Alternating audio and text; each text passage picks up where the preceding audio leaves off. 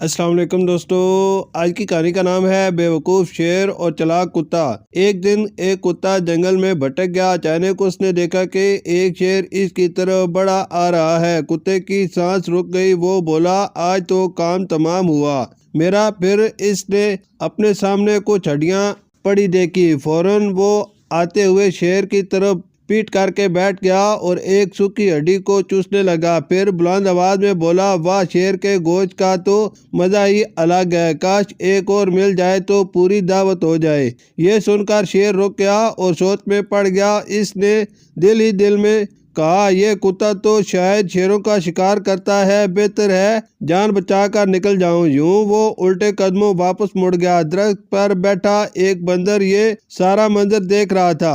اس نے سوچا، یہ تو موقع ہے، شیر کو پوری بات بتا دوں تو دوستی بھی ہو جائے گی اور زندگی بھر کا خوف بھی ختم ہو جائے گا۔ یہ سوچ کر بندر فوراً شیر کے پیچھے بھاگا۔ کتے نے بندر کو جاتے دیکھا تو سمجھ گیا کہ کوئی گڑبڑ ضرور ہونے والی ہے۔ ادھر بندر نے شیر کو پوری کہانی سنا دی کہ کس طرح کتے نے اسے بیوقوف بنایا تھا۔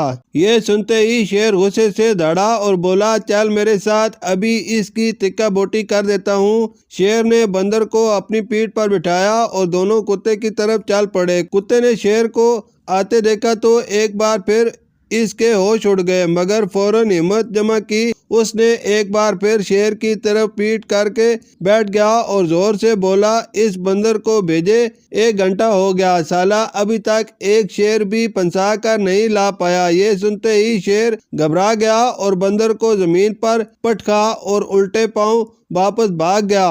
نتیجہ، حالات جیسے بھی بدتر ہو جائیں، اگر تم اپنے حواس قائم رکھو اور خود اعتمادی بحال رکھو تو ہر مشکل کا حل نکل آتا ہے۔ جو ہر جوڑ کا ایک توڑ ہوتا ہے۔ شکریہ۔